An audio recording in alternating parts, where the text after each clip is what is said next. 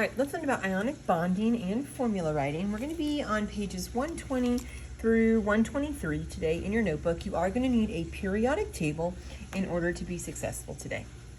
Okay, so we're going to start out on page 121, filling in our notes.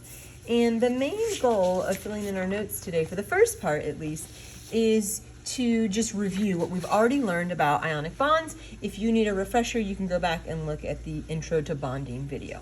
So the first thing we need to remember is that atoms form bonds in order to become more stable, like the noble gases. They're going to gain or lose electrons in order to get that more stable electron number. Ionic bonds are always going to form between ions, and so generally that's going to be between a metal and a nonmetal, and those electrons are going to be transferred between the atoms. The reason why they're transferred between the atoms and not shared is there's a big difference in electronegativity, and this means that we're going to get a transfer which gives us a positive and a negative ion, and so we get an attraction between that negatively charged nonmetal, which is an anion, and the positively charged metal, which is a cation. And that type of attraction is an electrostatic attraction. The next little bit is something that's kind of new to us, and that's the idea of how those transfers occur. And so we have to remind ourselves of a law called the law of conservation of mass. And you may have learned this in biology or maybe in a middle school, but the law of conservation of mass tells us that mass is never created or destroyed. It's just transferred or transformed. So in this case, we're looking at a transfer of mass between atoms. And so because of that, you're going to get a net charge that is 0. So the net charge of the resulting salt, remember ionic compounds are always called salts, is going to be neutral because those electrons are going to be transferred perfectly. And so let me kind of show you what I mean by that. So let's say that I have an atom like sodium. Okay, sodium has an electron that it's trying to get rid of. If I put that near a chlorine, chlorine has an electron spot it's trying to fill. That is a perfect filling, and so the resulting compound would be Na+1 and Cl-1, and those charges would cancel out because there's a perfect transfer of electrons. But if I put sodium, who's only giving 1 electron, near somebody like sulfur, sulfur wants to take 2 electrons. And so that transfer would still leave me with an empty space. In order to have a perfect transfer, I could put another sodium ion nearby. And so that would then give us 2 Nas and 1 S, which is the formula Na2S. If we look at the charges, that would be a +1 and a +1 for each Na, and then a -2 for the sulfur. And so +1, +1, and -2 give me a net charge of 0. So all we're really saying there is there has to be a perfect transfer. We need to get rid of a certain number of electrons, and we must gain that same number of electrons. It must be a perfect transfer, and we're going to learn how to write ratios in case it doesn't. In this case, this was a 1-to-1 ratio because 1 Na satisfied 1 Cl, and so our formula was just 1 of each of those. But in our second situation, it didn't work out. We needed 2 Nas in order to satisfy the need of that sulfur. So it's a 2-to-1 ratio, which is why we get the formula Na2S1, or S. Okay, so that formula, when we write something like Na2, this number here at the bottom is called a subscript. And so a subscript is just telling us what the ratio is. And that's what we get in the next part of our notes, is we indicate how many of each atom by using a subscript. And that shows the number or ratio of atoms required to get that net charge of 0. So for example, if we look at something like MgF2, that's 1 Mg to 2 Fs. So that's a 1-to-2 ratio, and the reason why that charge cancels out is 1 +2 is going to neutralize 2 -1s, and that gives us a net charge of 0. Okay, we're going to look at 2 specific scenarios where things get a little bit weird, and that's with our transition metals and our polyatomic ions. So the first thing we need to know is our transition metals. Our transition metals are basically the D block of our periodic table, and so I'm going to pull my periodic table over and show you what I mean. The D block is this whole center area. It's actually the whole center area and then kind of anything in this shaded region. So any of these shaded elements are considered transition elements. Transition elements can take on multiple charges. So if you remember, Na is number 11, it wants to be number 10, it's going to form a +1. Potassium is number 19. It wants to be number 18, and so it's going to, form a +1. If we look at our other molecules, there are, Mg is number 12. It wants to be number 10, and so it's going to be a +2. So we can make predictions for everyone in column 1 and column 2. Same thing for aluminum. Aluminum's number 13. It wants to be number 10, so it's going to lose 3 electrons, which gives us a +3 charge. But when we look at the middle of the periodic table, these transition elements, they don't follow the rules. They can take on multiple charges. Iron has several different charges they can take on. Same thing with copper, nickel. And so because of that, we always have to give the charges. And those charges are going to be given to you as Roman numerals. So you're going to read those Roman numerals in the name. So because of that multiple charge capabilities, we have to use Roman numerals. The Roman numeral value is always positive because that is a metal, and metals are always positive. So it's always going to have a positive charge.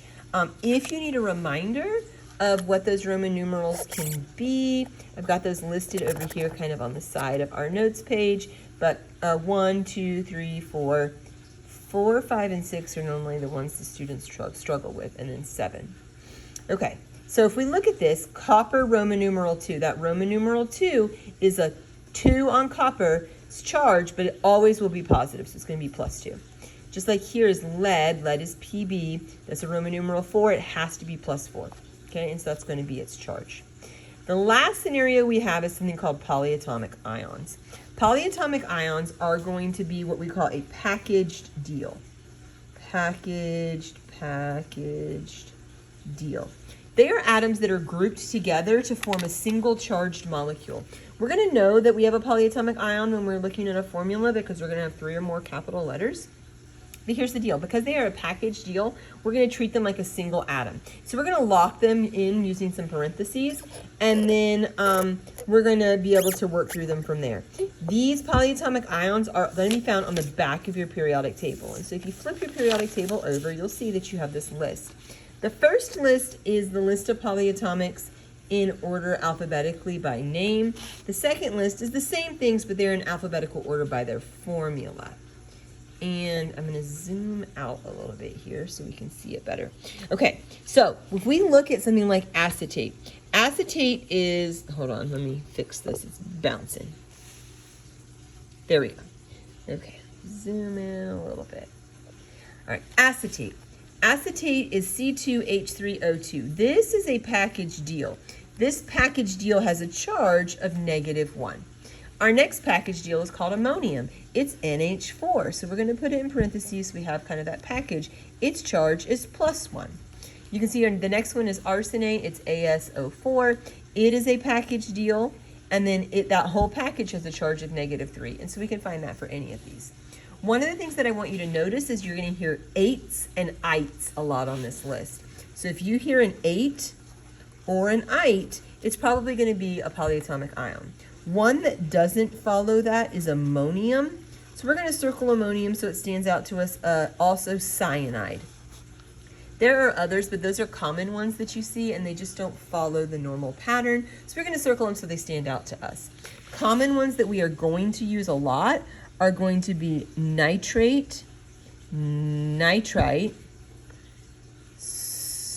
sulfate, sulfite, and also phosphate and phosphite. I'm drawing those lines across that our eyes can easily follow them. You're going to use carbonate pretty frequently, chlorate, acetate. Those are ones that you're going to see pretty frequently, and so we just got those lines there to help our eyes see them quickly. Okay, and so we will use our polyatomic ion list if we hear an ending of ite or ate. And so let me scroll back down here for us. If we hear an ending of ite or ate, we need to flip over to the back of the periodic table. And so we see here's sulfate, here's sulfite. We treat it like a thing, one thing. We're going to add into our list ammonium, which is a package of NH4. It has a +1 charge. And then cyanide, which is CN as a package, and it has a charge of -1. And we're just going to put those there so that we remember them because they don't follow that ate or ite rule. Okay, So now that I've gone through the notes part, what we're going to do is we're going to start doing some practice. I'm going to start on page 120, and I'm going to do a couple of practice problems on each page, hopefully to help us understand and get the concept. All right, so I'm going to be on page 120 first. You're going to need your periodic table, and I'm just going to work through the first several problems. So we have calcium oxide. I'm going to look on my periodic table, and I'm going to find calcium. Calcium is here, it's Ca, it's number 20. Calcium would like to be the nearest noble gas, 18. So calcium needs to lose 2 electrons. In losing 2 electrons, calcium would form a +2 ion. Metals are always positive, they're always going to be cations. Oxide. Okay, that naming ide. Ide means that it comes from the front of your periodic table. It's just been bonded. Like when I got married, my last name changed. Same thing here. Whenever we see an ending of ide, it just means bonded. So oxide is an oxygen that's now in a bonded pair. So it's going to be O, oxygen. If I find oxygen's position on the periodic table, it's number 8. It would like to be number 10. That's to gain 2 electrons. Okay, so calcium wants to give up 2 electrons. Oxygen wants to take 2 electrons. That's a perfect transfer. So because of that, we only need 1 of each of those atoms in order to make the transfer a perfect transfer. And so that's going to be CaO, 1 Ca and 1 O.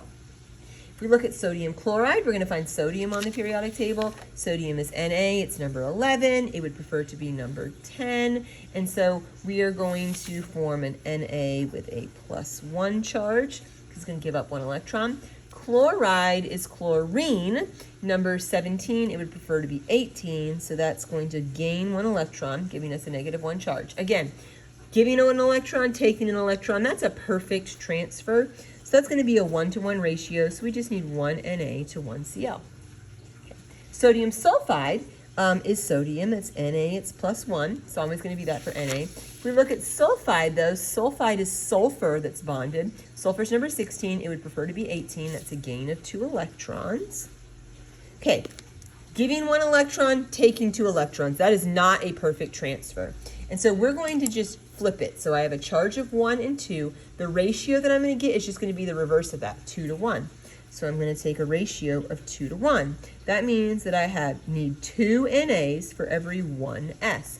I'm going to draw a picture for my visual learners. You do not have to use this picture. Actually, we've drew this picture already. So I'll draw it again just so we understand what's happening. Na was +1. It wanted to give away an electron. Sulfur is -2. It would like to take 2 electrons. That leaves me with an imbalance of electron transfers. So I can do another Na. That now balances those electron transfers, but it required 2 NAs for the 1 S. So that's my ratio of 2 to 1, which is why my formula is Na2S. My next is sodium phosphate. I hear that ending 8. As soon as I hear 8, I know I'm going to have to look on the back of my periodic table.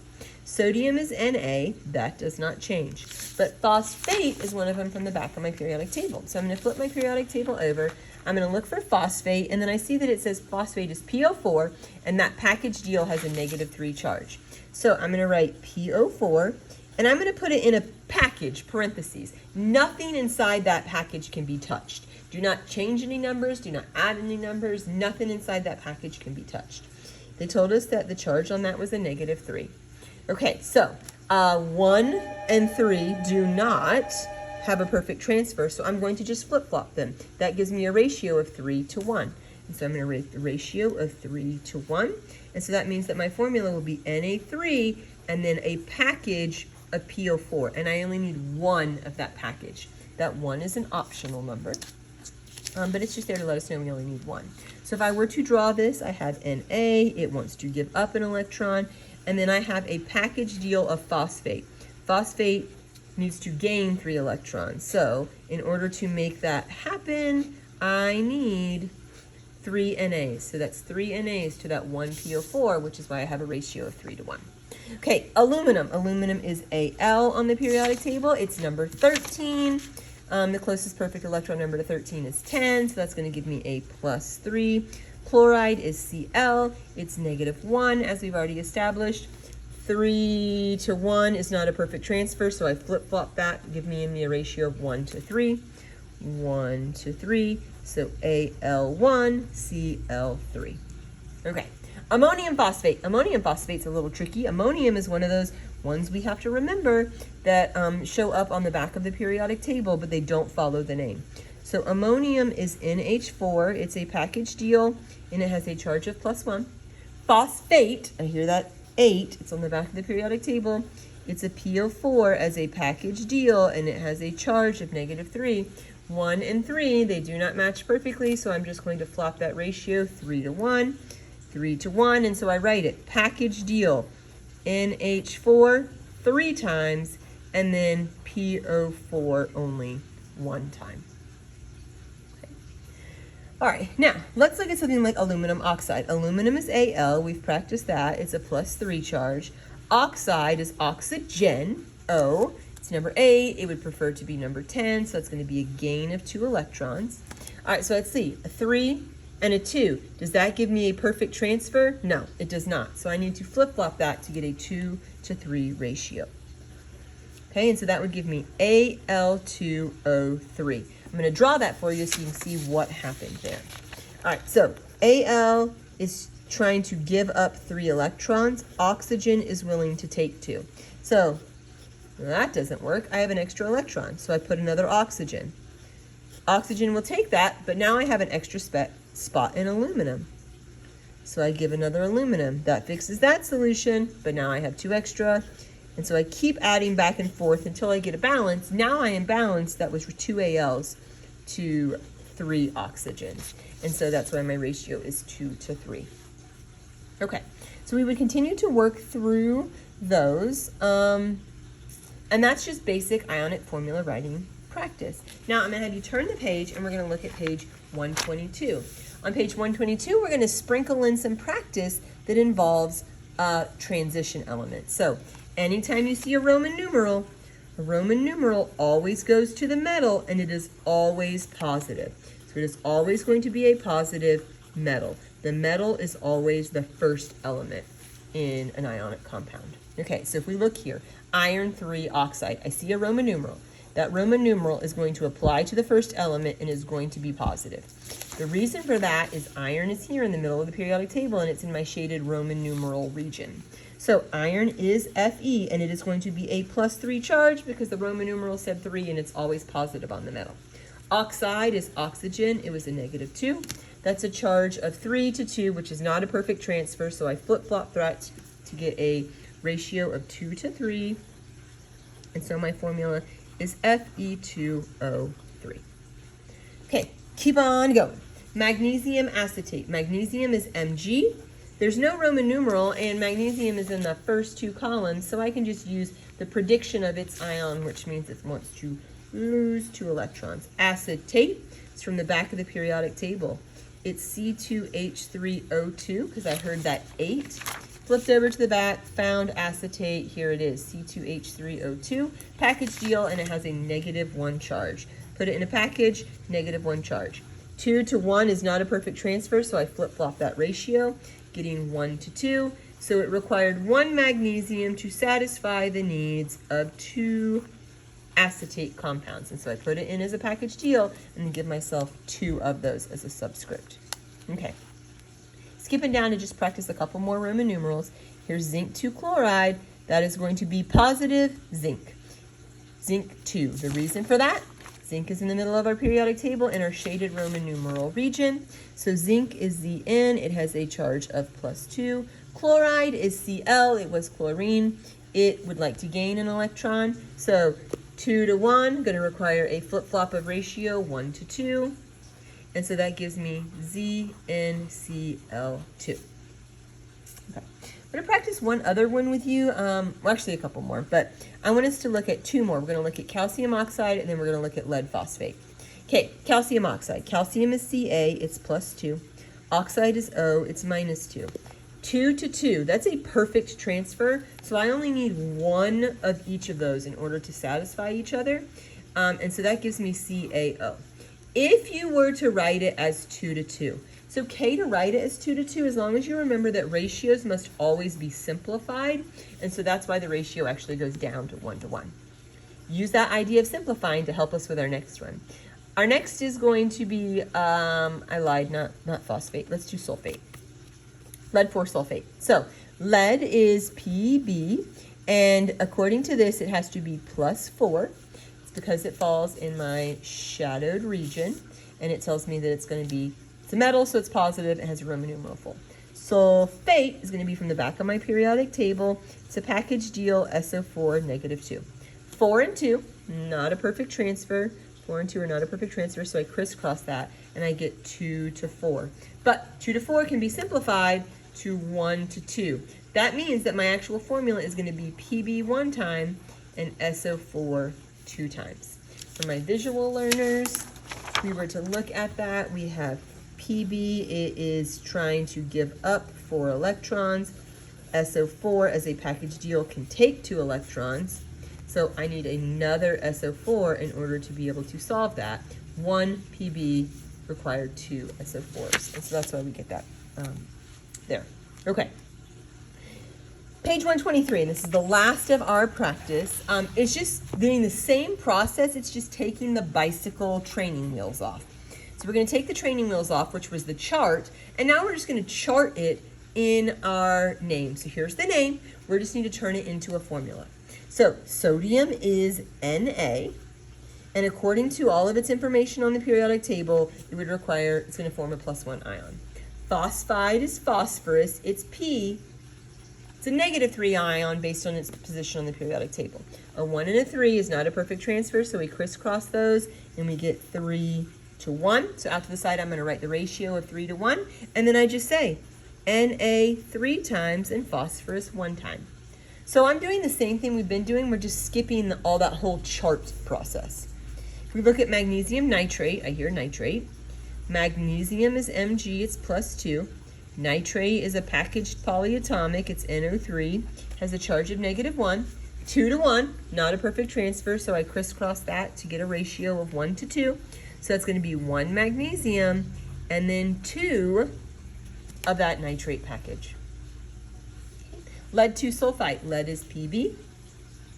I know that that is going to be a +2 because the Roman numeral always applies to the metal and is always positive. Then I hear sulfite. Sulfite is SO3 as a package deal, and it has a -2 charge. So I have 2 Pb charge, SO2 -2, that cancels out to be 1 to 1. If you wanted to write it as 2 to 2, you could, as long as you remembered that that would reduce down to a 1 to 1 ratio. So it is just Pb and then SO3. Okay? And that's how all of our formula writing works. And so that kind of wraps up ionic formula writing for us. The biggest thing you need to make sure happens is that you have a perfect electron transfer. So if your charges do not match, you must flip-flop the ratio in order to solve it. If you see a Roman numeral, the Roman numeral always applies to the metal and is always positive. If you see an ending of ate or ite, you need to make sure that you look at that packaged deal polyatomic on the back of your periodic table.